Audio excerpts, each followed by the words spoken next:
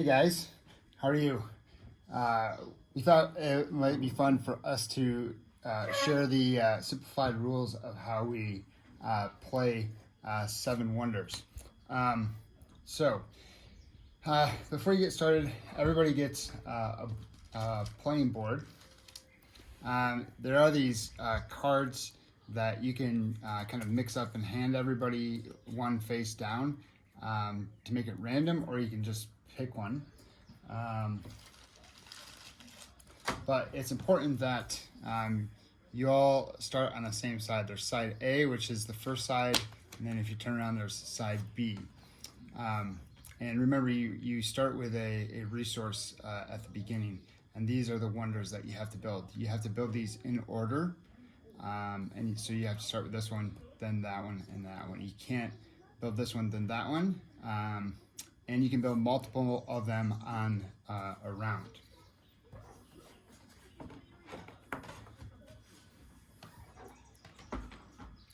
So you want to start with the round one cards, and it also tells you which way to pass it. So this way would be clockwise motion. The round two you pass counterclockwise, and then round three you pass clockwise again. So I'll share with you kind of the different colors of cards. First you have the gray resource cards. These are somewhat rare. And yeah, so there's fewer of these. Next is the brown resource cards. Some of these in the first rounds are free. Others of them will require a coin. Let me see if I can find one. Like this one, again, it's a round one card. It'll cost a coin, so you have to pay one of your coins to build it. And then you get to choose either a stone or a piece of gold. So you want to collect brown cards and gray cards, especially in the first rounds.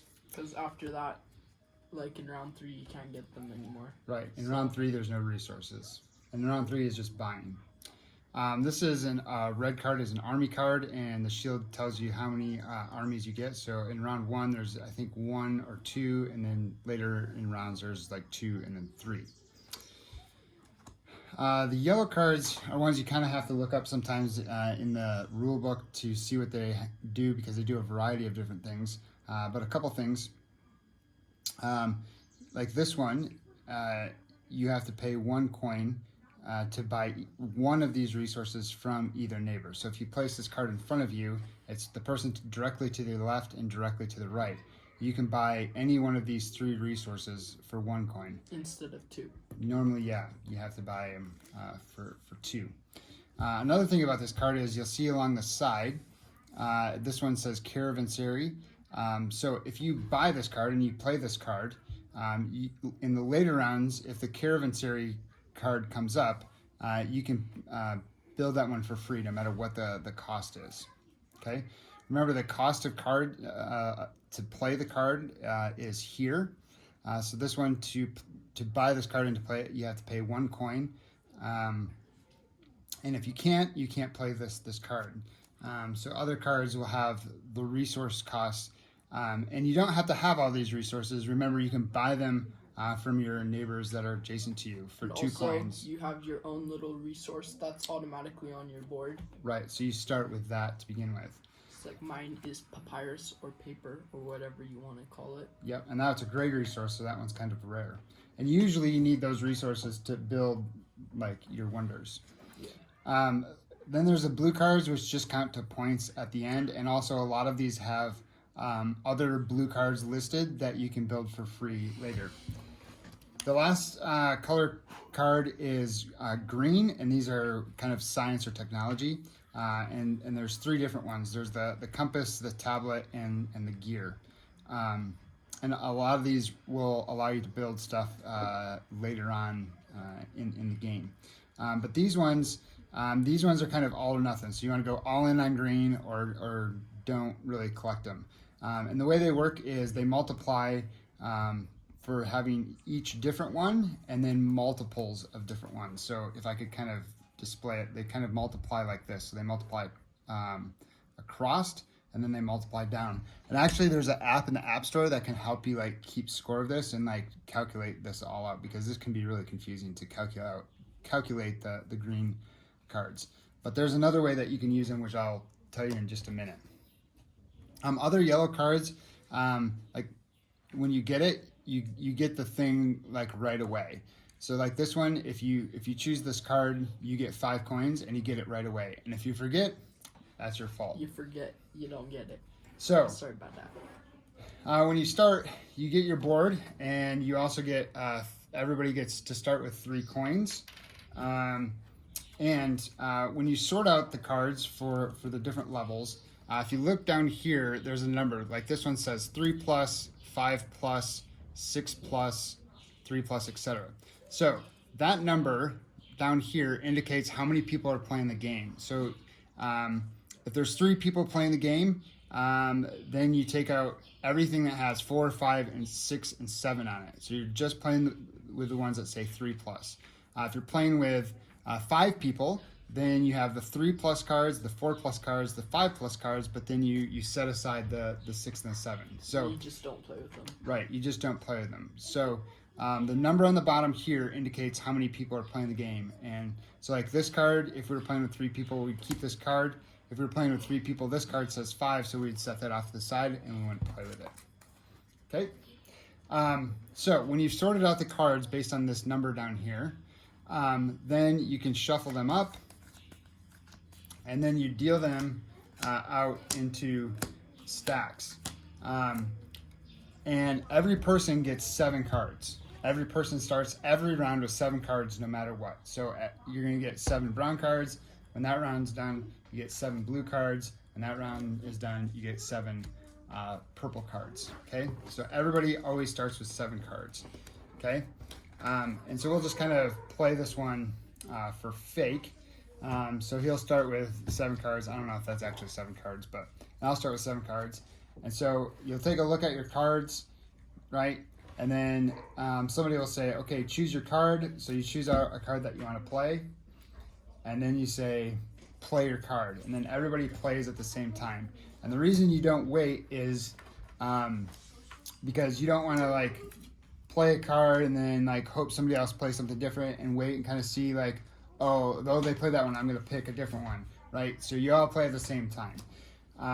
There's no like, I'm playing based off of what they play. Right, everybody has to play at the same time. So if the thing costs something, so for example, I don't know if you can see this, but this one would cost a linen, and my board doesn't have a linen, so I could play it, but then I would have to give Isaac 2 coins in order to use that, and he can't refuse me to use it, and it gets renewed every turn. So only if I have a linen. Right. So then if we pass the cards, okay, and then we look through these cards. Sorry. It's okay. We're just playing for fake. So let's imagine that there was another card that cost a linen that I wanted to buy. So I could, if I had 2 coins, I could pay him another 2 coins and use it to buy another card. The problem is I only have 1 coin, so I can't buy that card. Okay. So a couple things. If you run out of coins, you can get more by discarding cards. So when you say pick your card, you pick a card to discard, and you discard it in the middle, and then you can take 3 coins. And then that's a way to get more money. Another thing is, if there's not a good card, you can build your wonder. So each wonder has a price. So this one is 2 pieces of wood, this one is 3 bricks, and this one is 4 gold. So if I have or can purchase these resources here, I can take a card and discard it and build my wonder. So no matter what the card says on it, it's irrelevant. You don't get the points, it doesn't cost anything. It's just based on the cost here to build your wonder. So if I want to build this wonder, I need 3 bricks. It doesn't matter what this card says, so I find 3 bricks, and then I say choose your card, play your card, and then I pay the 3 bricks, and then I can build you get whatever it gives you. Like right here, mine has 9 coins, so then I would get 9 coins automatically. Right, and like for me, I would get 2 additional armies. Okay, so let's imagine you play the round, and you get down to the last 2 cards. So I have 2 cards. Isaac has 2 cards. Okay, and we say, okay, choose your card. So you choose your card, and you say play your card. So you play it, and then the last one, everybody discards it in the middle. No coins though. No It's coins. they go. Just the end of the round. So now that the round is done, we have to settle up a few things, and the main thing we have to settle up is armies. So you compete to the neighbors to your left and to your right. So if there were more people playing, so if there was a person here and a person here, Isaac would be 2 places away. So I wouldn't compete against him. It would just be this person and this person. Right now, if Isaac and I were playing, we would both be competing against each other. Which wouldn't really be possible because you have to play with 3 people. Right. Well, there is a way to play with 2, but we don't really do that. So we look at our armies, and I have no armies, and Isaac has 1 army. So Isaac would get 1 victory point, and I would get 1 negative for round number 1. Okay. So imagine we play this out. We play round number 2, right? So we're playing with round number 2, and we're done. Then again, we decide the armies. I go against the same people, but this time whoever wins gets a 3, and whoever loses still gets a -1. So if we play this all out, I would compete against Isaac. He still has 1 more, so he would get a 3, That's 4 and points. I would just get a -1 because I lost to him again. Fast forward this all out. Played around 3. This time we do battles, and Isaac gets a +5 for beating me, and I still get a -1. So That you always means get -1 if you lose. He has -3, and I have 9 from Correct. that. Right. So the other thing that is tricky is when you get to round 3. So if you sort out the cards for this based on the number of people you're playing, you're going to notice that you're a few cards short, and that's where these purple cards come in. So if you look in the rules, there's a kind of a recipe for how many cards to use of the purple cards, but I just based it off this. Whatever this number is, so if I sort out the cards for like 3 people, so there should be 21 cards, right? Because every person gets 7 cards, right? But there's only going to be, I think, 14 or 16 cards or whatever. So the balance then is purple cards, okay? So again, if I sort out all the cards for people playing a 3-person game, there's going to be 27 cards for the first 2 rounds. When you get to the last round, the 13 or the round 3, you're going to sort out the cards for a 3-person game, but there's not going to be a full 21. So whatever the balance from 21 is, that's how many purple cards you need. So for example, if you sort out the cards and there's 16 cards, that means you need 5 purple cards in addition, okay? And these ones play like normal, except for they're really expensive. This is why you need a lot of resources. And these ones count for like end game scoring. So anything that's a wreath is a point at the end. So these ones are called guild cards, and these cards allow you to get points using the resources that everybody else has. So if I were to choose this card, it would mean that I would get a point for every brown resource card my neighbors have. So it doesn't include me on this one, it just includes my neighbors. This one is I get 2 points for every gray card my neighbors have, Not and including so on. this. So right, it doesn't include this. So if I were to play like this gray card, Isaac has this as his own resource, but it's not actually a card, So so I you don't don't get to count count it. that.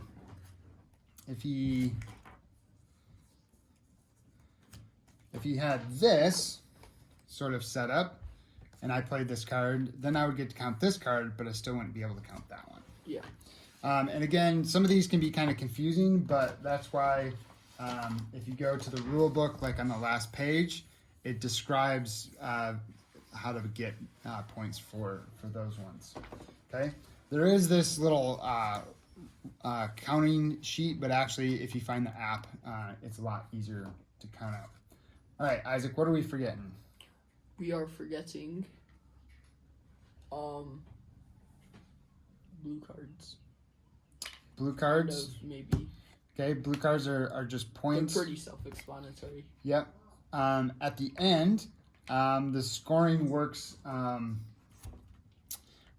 for these are the people playing. So this red would be the army points. So any of these that you have. Coins, for every 3 coins you get a point. So if you have like a bunch of coins, the pyramid is points that you get from your wonders. So if you built these, you get to count those points. Like mine has 3 and then 7. So if I built all 3, then I would get 10. Correct. Blue is the total number of blue card points. Yellow is if you get any points from yellow cards. Purple is the points that you get from purple cards. And then green is the green card point. And like I said, they multiply. Green cards multiply across, and then they multiply down. So- It's explained in the rules, but it's just easier to have the app for the Yeah, calculator. definitely. Okay, so Isaac, what's some of your strategies? Oh man, for Plans. me, whenever there's different variants of this card, but whenever this card is in play, I always get it because 1, I love getting these green cards, and 2, it has a thing called the archery range that I would get for free, and it's 2 of the army points, and I love getting armies, so I get armies. I beat everyone around me. Not all the time. Not all the time. Most of the time. Then I get greens, and I get some points for that. And then I kind of just spread it out a lot. Yeah. So, Mommy's Auntie Gretchen's strategy is always to Blue get cards. Blue cards. She tries to get a lot. She never tries to get armies. She always tries to get blue cards. Me, I try to get blue cards and yellow cards and green cards. I try to score in every category. Like your a video tutorial? for the showings. So she never gets army cards. And she usually ends up with a lot of money, too. Well, yeah, and she usually ends up winning, but I do get army cards if both of the people next to me like have 1 or 2, but they aren't going like full in on army.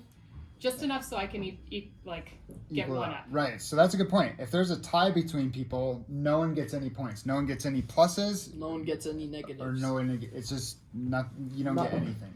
So if there were 2 people, so if I tied with Isaac, I would get nothing. But if I won or lost against that person, I would take the points for winning and losing against them. And also, if you beat like both the people beside you, then you get 2.